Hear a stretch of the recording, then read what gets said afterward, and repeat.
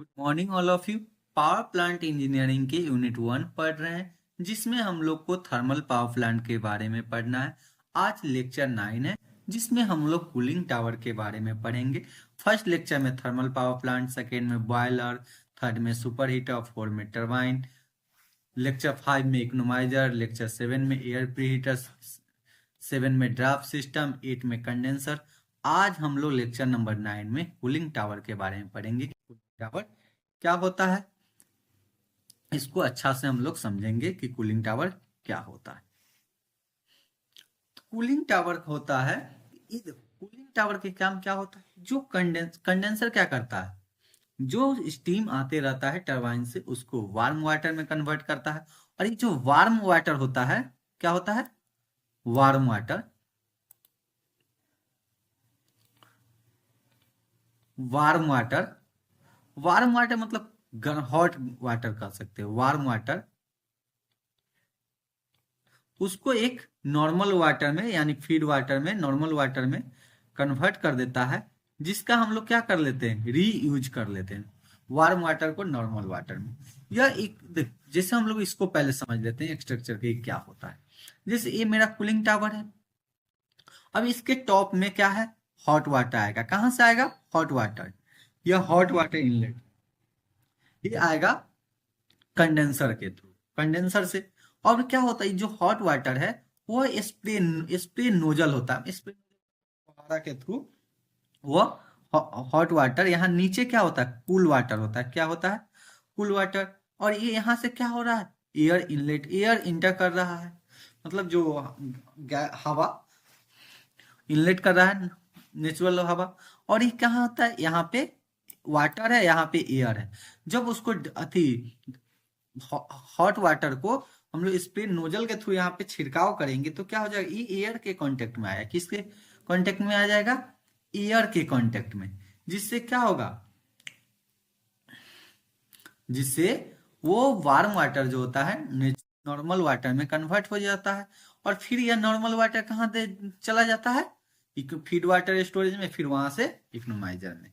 Means इसको हम लोग फिर से समझ लेते हैं। जैसे में जो हॉट वाटर आता है कंडेंसर से, वह स्प्रे और नोजल के थ्रू से एयर के कांटेक्ट में आता है। यहाँ पे एयर चेम्बर है, पूरा कूलिंग टावर है, ये बहुत लार्ज है, स्टील कंक्रीट इस सब बना रहता है। जो कांटेक्ट में आएगा तो जिससे क्या हो जाएगा, उसमें से जो हॉट होता है मतलब प्रेशर हीट होगा, वह एब्जॉर्ब कर लेगा एयर और कूल वाटर। और फिर वो उसको भी किस में कन्वर्ट कर देगा, एक नेचुरल नॉर्मल वाटर में। फिर उसे रीयूज हम लोग कर लेते हैं। अब हम लोग समझते हैं, in modern steam station use large size of cooling power tower. हम लोग मतलब मॉडर्न स्टेशन में हम लोग लार्ज कूलिंग टावर यूज करते हैं। इट इज स्टील और कंक्रीट हाइपरबोलिक स्ट्रक्चर होता है, जो reservoir at the bottom for storage of cool water. मतलब वही चीज लिखा हुआ है जो चीज समझा है। फिर it cool the warm water coming from the condenser, then it can be reuse. ये सब हम लोग सब समझा चुके हैं, जो भी लिखा हुआ है कि क्या करता है। आप लोग इसको अच्छा से पढ़ लीजिएगा। अब हम लोग फिर आगे पढ़ते हैं कि a warm water is feed to the top and air is flow from bottom to top. मतलब ऊपर से क्या करते हैं, वार्म वाटर नोजल के थ्रू, और नीचे से एयर आता है। The water drop falling top through spray nozzle, then warm water comes in contact of air. फिर क्या आता है, एयर के कॉन्टेक्ट में आता है। फिर क्या होता है, वह हीट वाटर होता है, वह लूज कर देता है, मतलब हीट को एब्जॉर्ब कर लेता है कूल वाटर, और फिर कन्वर्ट हो जाता है वो नॉर्मल वाटर में। When warm water comes in contact of air, then it release moisture air and this is sent in environment. फिर जो moisture air release करता है वो भी environment में share. Air is circulated by natural draft, induced draft fan, मतलब दो type के मैकेनिकल या नेचुरल ड्राफ्ट से हम लोग एयर का सर्कुलेशन करते हैं।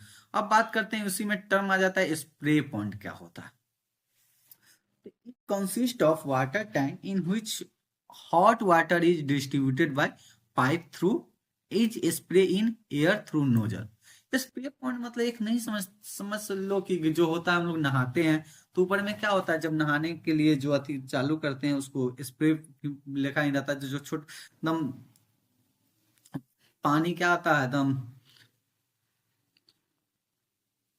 बूंदे बूंदे मतलब गिरता है, स्प्रे के रूप में आता है, उसी को हम लोग स्प्रे पॉइंट कहते हैं। Mostly the water is cooled by evaporation as the heat for evaporation is withdraw water itself. फिर एयर के कांटेक्ट में खुद ही इवोपरेट हो जाता है।